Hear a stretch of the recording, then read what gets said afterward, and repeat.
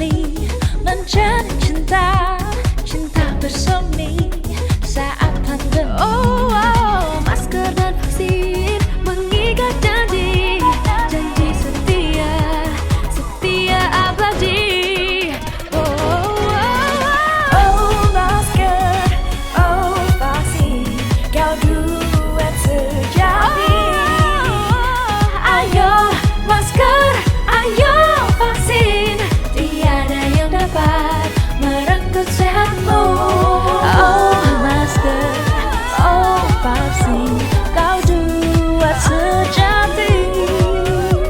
Ayo masker, ayo vaksin, tiada yang dapat merenggut sehatmu. Ya, selamat malam. Apa kabar Sobat Tangguh? Saya Prasetyo Wibowo. Ya, kita akan berjumpa kembali ya dalam program Dialog Satuan Tugas Penanganan COVID-19. Dan kita tahu testing merupakan tolok ukur tunggal deteksi sebuah penyakit, termasuk dalam screening untuk memutus rantai penyebaran COVID-19. Namun demikian, beberapa dari kita sempat mengalami perbedaan tes PCR hasilnya nih, meski spesimen diambil dari orang yang sama. Tentu saja hal ini menimbulkan kekhawatiran. Nah, apa yang sebenarnya terjadi dan bagaimana agar perbedaan hasil tes ini dapat diminimalisasi akan kita kupas dalam dialog dengan topik peran laboratorium dalam uji diagnostik COVID-19. Baik pemirsa, kita langsung saja memulai dialog ini dan kita akan langsung saja menyapa narasumber pertama, yaitu adalah Bapak Wira Brata. Beliau adalah Kepala Pusat Kebijakan Sistem Ketahanan Kesehatan dan Sumber Daya Kesehatan Badan Kebijakan Pembangunan Kesehatan Kementerian Kesehatan Republik Indonesia. Baik, terima kasih atas waktunya. Selamat malam Bapak. Selamat malam Mas Sergio. Baik, terima kasih. Terima kasih atas waktunya Pak Wira. Kemudian kita sapa narasumber berikutnya Bapak Budiman Bella. Beliau adalah spesialis mikrobiologi klinis yang juga menjabat panel ahli Satgas Penanganan COVID-19 BNPB. Halo, selamat malam Pak Budi. Selamat malam Mas Pras, selamat malam Pak Wira, selamat malam pemirsa sekalian.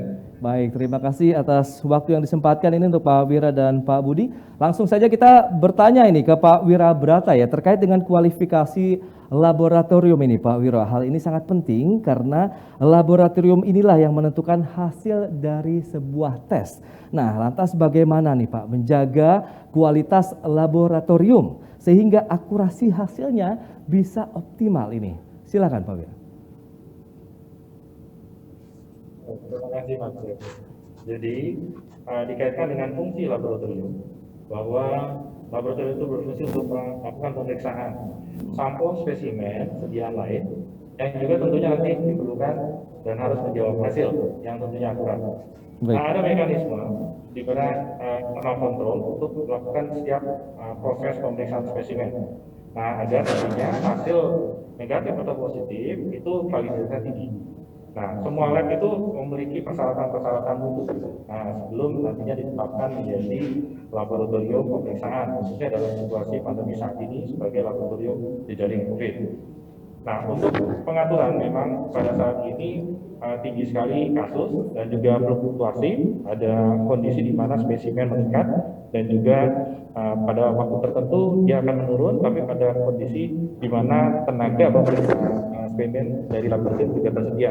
Beban kerja di jejaring provinsi, kabupaten, kota juga dilakukan untuk menjaga penumpukan agar spesimen yang masuk ke laboratorium ini tidak terjadi penumpukan.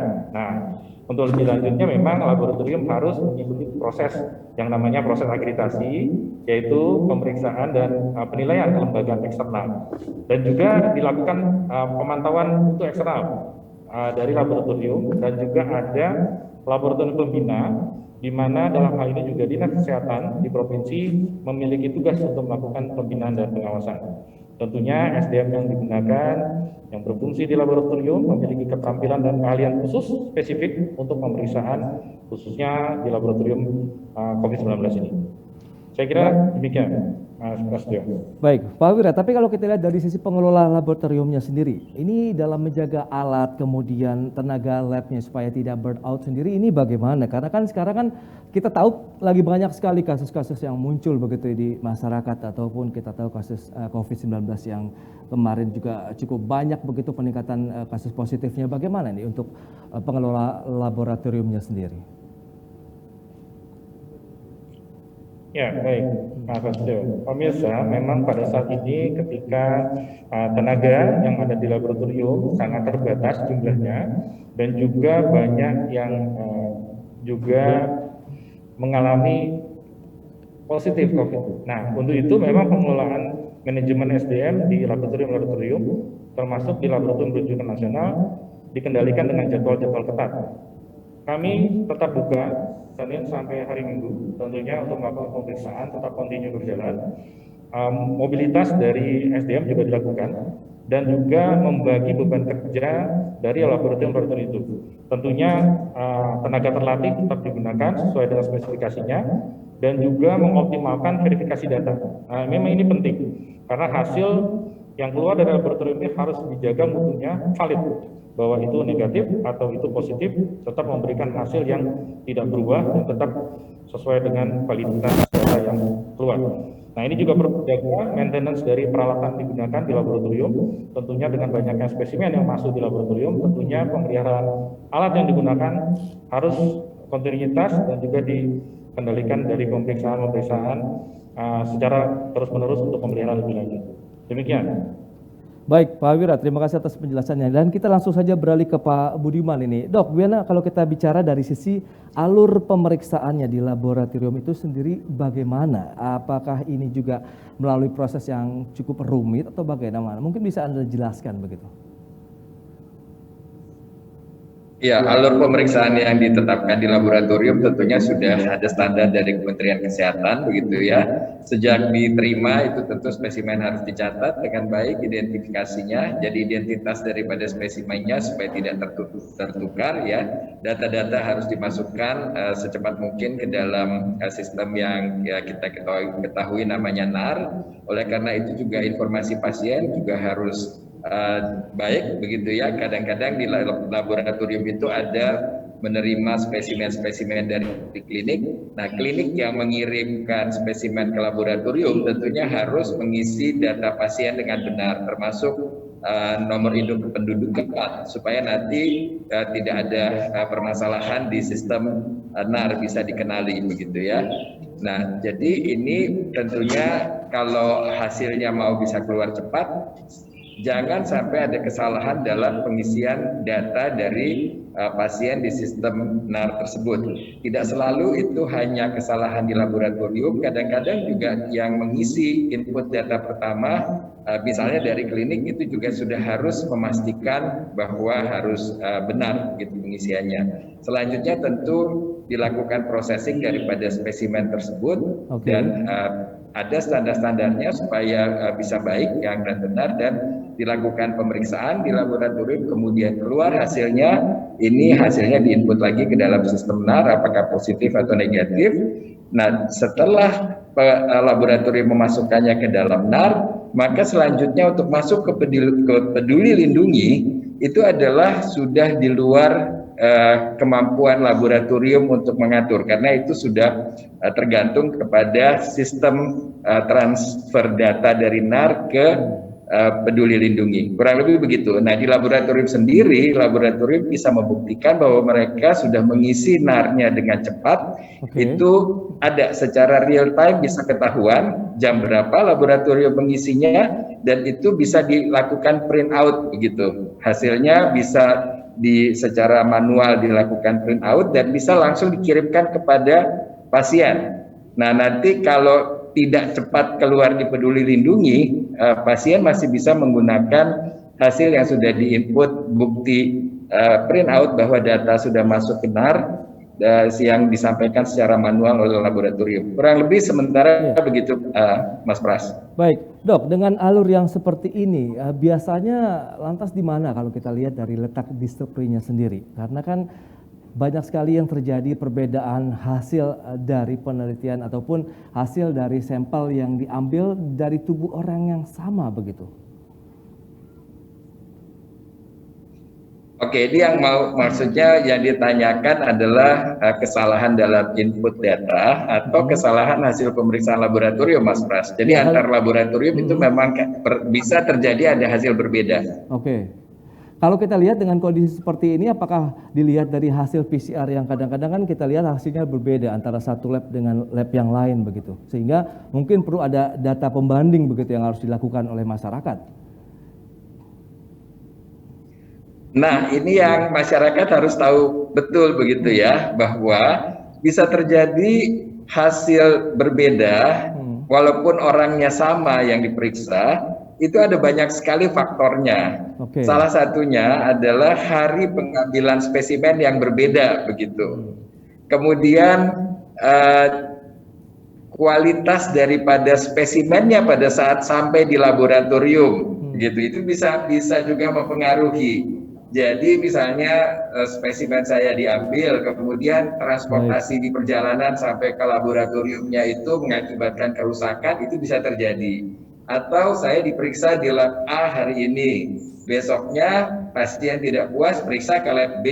Ya. Itu bisa saja hasilnya berbeda, bukan karena laboratorium yang kedua yang hasilnya negatif itu jelek, atau laboratorium yang pertamanya yang tidak benar, tetapi memang ada fenomena tertentu yang kita sebut sebagai intermittent shedding of virus. Jadi virusnya ini hari ini memang diproduksi oleh pasiennya, dikeluarkan, besoknya tidak. Nah, memang bisa juga ada perbedaan metode yang digunakan atau reagen yang digunakan. Tetapi secara umum reagen dan metode yang sudah disyaratkan oleh Kementerian Kesehatan itu adalah metode dan reagen-reagen yang memang kualitasnya sudah terbukti baik dan sudah direkomendasikan oleh WHO misalnya begitu, Pak, Mas.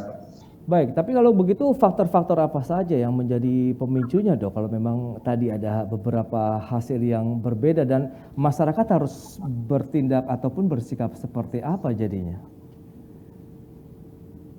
Oke, jadi begini, WHO sendiri sudah melaporkan bahwa reagen-reagen itu bisa bervariasi kinerjanya begitu ya. Baik. Dan itu bukan karena reagennya jelek gitu. Karena bisa saja virusnya itu berbeda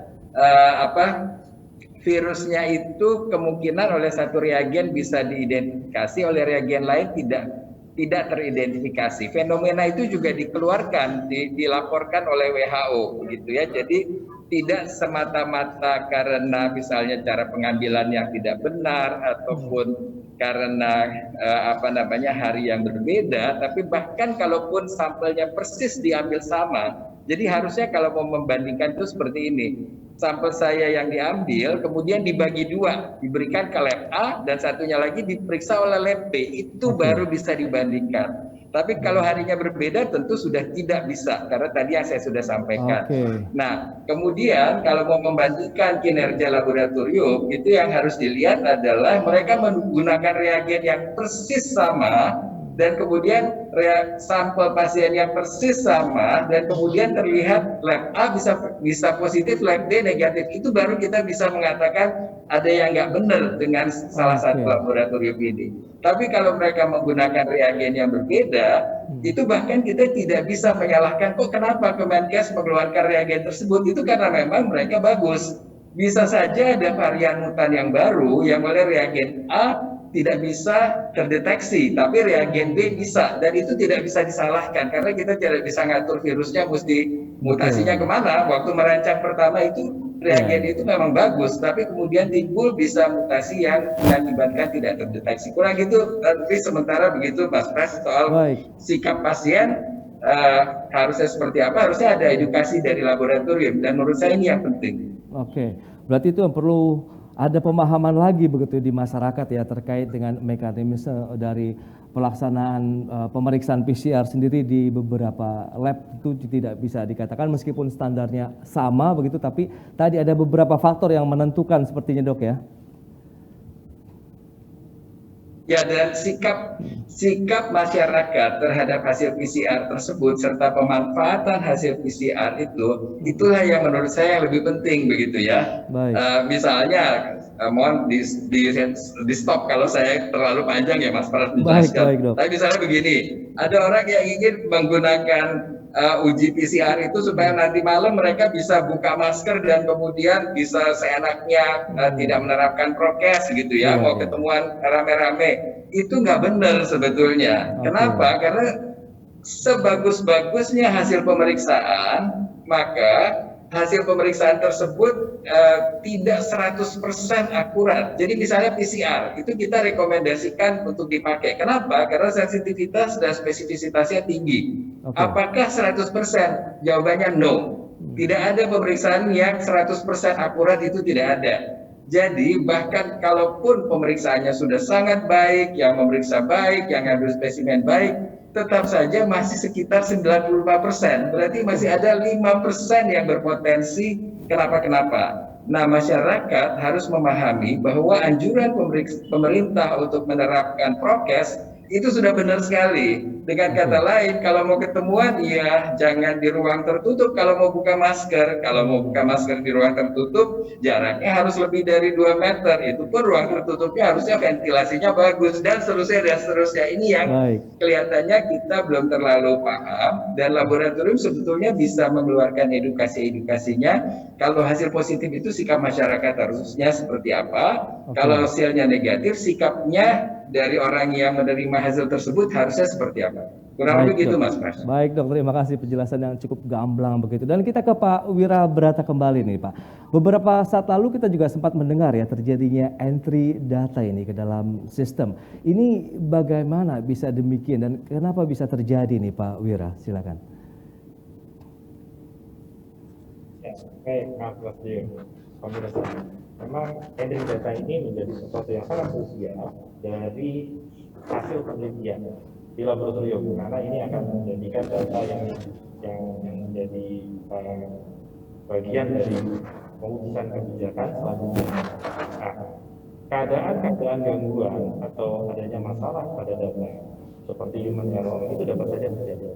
Namun memang kita sudah membangun sistem, artinya pemerintah sudah menyiapkan sistem yang juga dilengkapi dengan fitur-fitur untuk mencegah terjadinya kesalahan entry. Sebagai contoh, dalam melakukan entry data juga dilakukan verifikasi oleh verifikator. Nah, di mana verifikator itu dapat mengikuti data, dan jika ada kesalahan di data dalam hal ini bisa dicek ulang. Ada menu fitur yang namanya pop-up yang merupakan berisi ringkasan dari hasil entry. Nah, ini bisa dilihat. Pada fitur-fitur itu juga, kalau seandainya ada entry yang salah sebelum rilis, itu bisa dilakukan pengajuan perubahan hasil. Tentunya semua ini diawasi oleh penanggung jawab laboratorium sebelum nanti hasil dari pemeriksaan itu dikeluarkan, artinya diterbitkan. Tentunya apabila kesalahan itu terjadi, sangat penting dilakukan juga untuk menginformasikan ke fasilitas pelayanan kesehatan pengirim. Artinya kan ini kan ada jejaring laboratorium yang secara terintegrasi saling menginformasikan data hasil pemeriksaan itu. Tentunya kami di Kementerian Kesehatan sebagai focal point untuk pemeriksaan COVID-19 ini akan melakukan verifikasi kembali sebelum nanti rilis di publik. Saya kira demikian. Baik, Pak Wira, tapi kalau kita lihat apakah semua data baik yang negatif atau positif ini dilaporkan secara bersamaan begitu Pak? Mohon penjelasan lebih lanjut ini Pak Wira. Ya, Mas pemirsa, memang seperti disampaikan Pak Budiman tadi bahwa hasil itu harus keluar dengan nilai valid. Keluar dengan nilai negatif atau positif, tidak bisa bersamaan. Yang positif pun nanti ada tanda lebih tebal, di bold ya, dihitamkan lebih tebal. Nah, ini harus keluar satu. Artinya kalau seandainya diperiksa hari ini keluarnya pada saat hasil pemeriksaan keluar, itu adalah hasil yang keluar. Tidak bisa juga nanti hasilnya dibandingkan, apalagi dengan lab-lab lain dan juga bisa mempengaruhi hasilnya. Kenapa ini negatif, kenapa yang lab ini positif, dan seterusnya. Tentunya satu kali pemeriksaan spesimen pasien akan dihasilkan hasil positif atau negatif, dan juga secara valid itu ditetapkan sesuai dengan tanggal pemeriksaan. Demikian, Mas. Baik, kita kembali lagi ke Dr. Budiman. Ini penasaran juga nih. Dok, lantas bagaimana penjelasan terkait dengan nilai CT ya pada tes PCR begitu? Mengapa CT value ini juga dapat berbeda-beda pada setiap orang, Dok? Ya, CT value jelas pasti akan berbeda antara lab dengan lab lain, walaupun sampelnya sama persis begitu ya.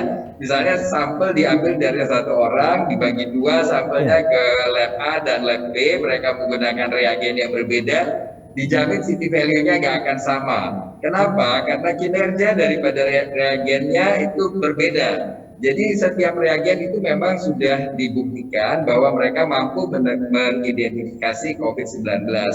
Kalau ingin membandingkan nilai CT, maka harus dari laboratorium yang sama dengan menggunakan reagen yang sama begitu. Tetapi begini, sebetulnya kami sendiri tidak merekomendasikan untuk nilai CT dikeluarkan. Sebetulnya setahu saya Kemenkes juga tidak merekomendasikan itu dikeluarkan nilai CT-nya. Kenapa? Karena sangat membingungkan bagi pasien gitu. Kenapa? Dan itu berpotensi mencelakakan loh. Untuk kita sekarang masuk pada era Omikron yang dominasinya ya. Baik. Pada waktu zaman Delta, kalau kita bermain-main dengan nilai CT, misalnya nilai CT-nya tinggi. Nah ini kebanyakan orang memahami bahwa nilai CT tinggi itu berarti aman, sebentar lagi sembuh, sudah gejala tidak akan ada apa-apa. Salah besar, nilai CT tinggi bisa terjadi pada saat tahap awal dari infeksi. Dan kemudian dia bisa berkembang menjadi turun nilai CT-nya. Apa artinya ini? Kalau hasilnya positif, mau nilai CT-nya tinggi, mau nilai CT-nya rendah, seharusnya itu pasien berjaga-jaga, tetap memonitor dirinya. Nah, disinilah peran laboratorium dalam memberikan edukasi. Kalau hasilnya positif, maka harus disampaikan kepada pasien untuk segera melaporkan dirinya ke puskesmas, ke RT RW. Kalau melaporkan ke RT RW, kalau RT RW yang baik, itu mereka akan melaporkan kepada puskesmas. Nanti puskesmas akan membantu memberikan edukasi kepada pasien. Edukasi apa yang perlu disampaikan kepada pasien? Antara lain pasien memonitor kondisi dirinya begitu ya. Ingat kalau sekarang tidak sesak, jangan kira nanti tidak bisa berkembang jadi sesak. Atau kalau tidak pernah sesak, jangan kira itu tidak bahaya apa-apa. Ada kondisi yang kita sebut sebagai happy hypoxia, di mana pasien tidak tahu bahwa dia sedang sesak begitu ya, tahu-tahu dia sudah biru. Nah ini bukan bermaksud menakut-nakutin. Kondisi Omikron saat ini kan memang lumayan bagus ya, tetapi maksudnya tidak terlalu seberbahaya Delta, tetapi tetap harus waspada karena Delta juga masih berkeliaran dan Omikron sendiri belum tentu infeksinya sama ringan pada semua orang begitu, apalagi kalau mereka yang tidak divaksin. Makanya vaksin kan menjadi penting sekali begitu ya. Nah, jadi kalau kita terinfeksi, apa yang harus kita lakukan? Kita minta bantuan dari tenaga kesehatan, kemudian kita sendiri memonitor kondisi kita. Yang terbaik kalau kita punya yang namanya oximeter, supaya kita tahu apakah saturasi oksigen di dalam diri kita itu tetap baik begitu. Dan kalau menurun, cepat hubungi tenaga medis. Kurang lebih begitu sementara Pak, kalau yang positif. Nah kalau yang negatif, ingatlah bahwa Anda belum tentu negatif.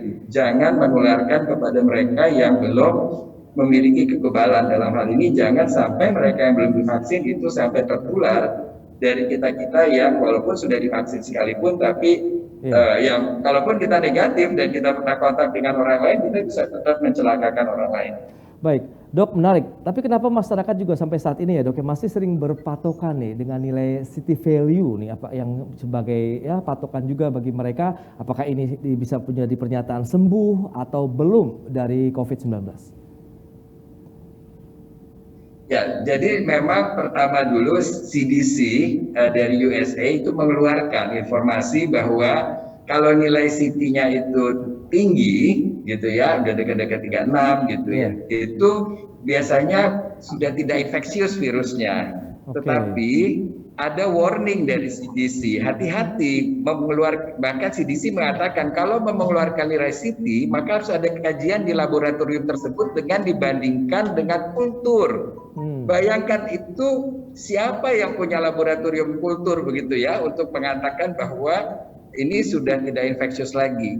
Jadi pemanfaatan nilai, jadi CDC-nya itu tidak salah. Mereka-mereka yang membaca dan menginterpretasi lalu menyebarkan informasi yang tidak dipahami oleh masyarakat, itu yang menurut saya ya mungkin karena tahap awal itu kita juga pada nggak ngerti, semua orang ingin jadi sumber informasi dan kemudian menyebarkan semua informasi tersebut sehingga beredarlah persepsi di masyarakat bahwa kalau nilai CT tinggi itu aman begitu. Nah, jadi tadi saya sudah ingatkan bahwa pada tahap kita terinfeksi, nilai CT kita bisa tinggi, kemudian nanti sambil berkembang dia bisa turun. Nanti kalau sudah lebih lanjut lagi sistem kekebalan kita sudah timbul, begitu ya. Kalau orang yang divaksin tentu sistem kekebalannya akan lebih cepat menghilangkan virus tersebut, maka akhirnya naik lagi nilai CT-nya.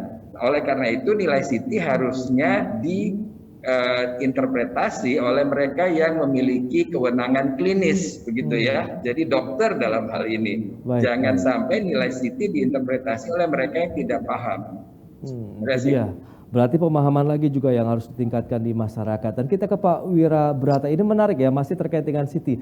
Lantas bagaimana nih Pak Wira dengan batas nilai CT yang digunakan laboratorium untuk menyatakan bahwa hasilnya positif atau negatif dari COVID-19 begitu? Apakah ada ketentuan juga yang sudah ditetapkan dari Kementerian Kesehatan?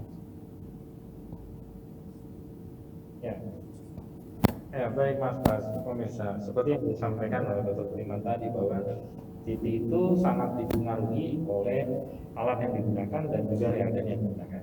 Baik. Nah, laboratorium mungkin menggunakan alat yang berbeda, sehingga akan gambaran menjadi berbeda.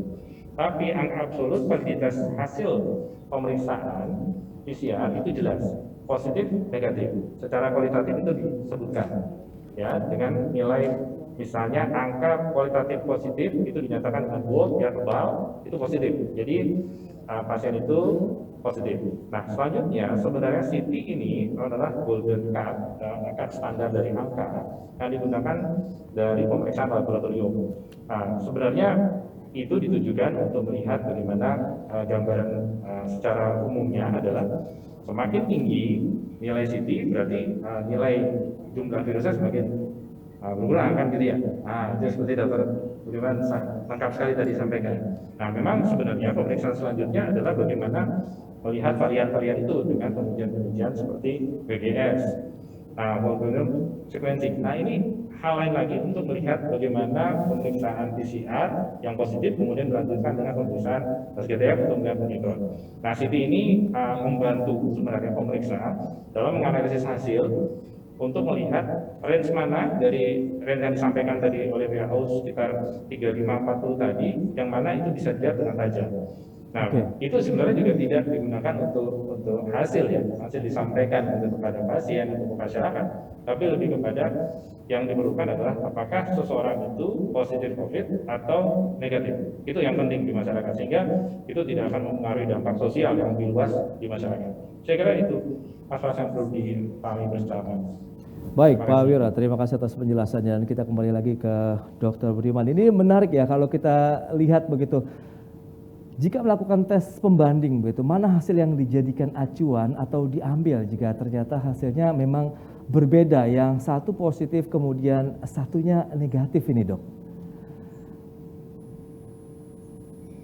Ya, jadi kalau kita bahkan di laboratorium saya bisa terjadi dengan pemeriksaan yang sama, hari itu orangnya ada gejala gitu ya. Ini karena kami di laboratorium kan selalu memonitor karyawan kami ya. Nah, suatu ketika ada satu yang positif, yang lain kemudian kita harus periksa yang kontak dekat dengan orang-orang tersebut. Baik. Nah, ada orang-orang yang sudah kelihatan ada gejalanya demam, itu bisa negatif loh. Tapi kemudian kita tidak mengatakan langsung stop. Nah, kalau ada kecurigaan, kita akan ulang lagi.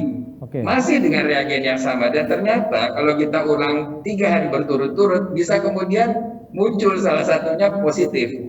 Itu yang saya tadi sampaikan, bahwa ada fenomena virusnya dikeluarkan oleh pasien secara intermittent. Jadi bergantian, nanti positif, besoknya bisa negatif.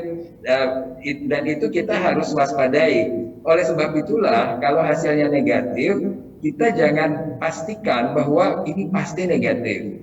kita harus waspada. Kalau dia ada kontak, tetap itulah pemerintah menetapkan bahwa kalau ada kontak biar hasilnya negatif, tetap tinggal di rumah kalau kontak dekat gitu ya, karena Anda berpotensi menularkan ke orang lain walaupun hasil PCR Anda negatif begitu. Nah, karena hal-hal yang tadi sudah dijelaskan itulah yang menjadi landasannya. Kurang lebih begitu Mas Pras. Jadi PCR ini kita gunakan untuk sebanyak mungkin mengidentifikasi kasus positif supaya kita mengurangi transmisi di masyarakat untuk agar nanti ujung-ujungnya tidak membebani rumah sakit terlalu tinggi supaya nanti pasien siapa yang sakit berat bisa kita selamatkan gitu.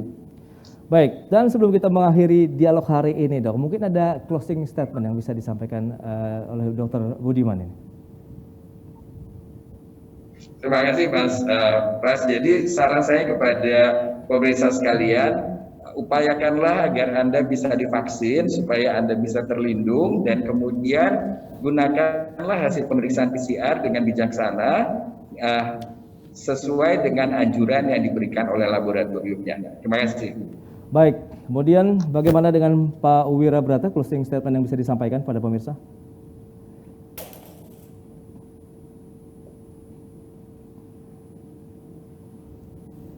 Ya, halo Pak Wira.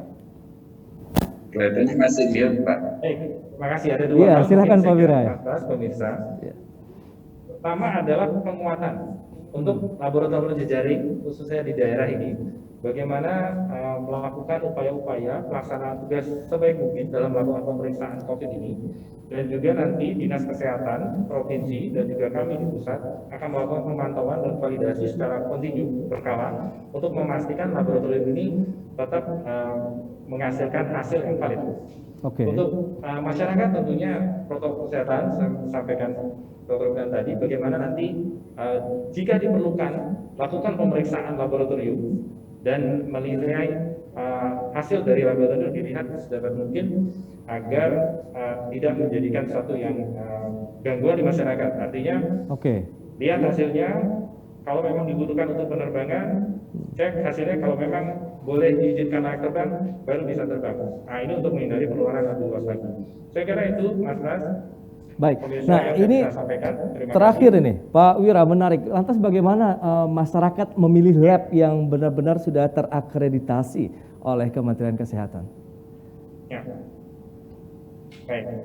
Terima kasih Mas. Tentunya pemirsa dapat memilih laboratorium yang sudah masuk dalam jejaring laboratorium COVID di bawah dari Kementerian Kesehatan, yaitu laboratorium rujukan nasional. Tentunya itu dari Dinas Kesehatan sudah ada ditandai mana lab-lab yang dapat melakukan pemeriksaan ini. Tentunya masyarakat harus juga jeli melihat mana lab-lab yang memang memiliki kemampuan dengan kualitas SDM yang mumpuni untuk bisa mendeteksi pemeriksaan COVID dengan berbagai varian tadi. Saya kira itu. Ya, kalau untuk masyarakatnya sendiri bisa mendapatkan akses informasinya, bagaimana Pak Wira?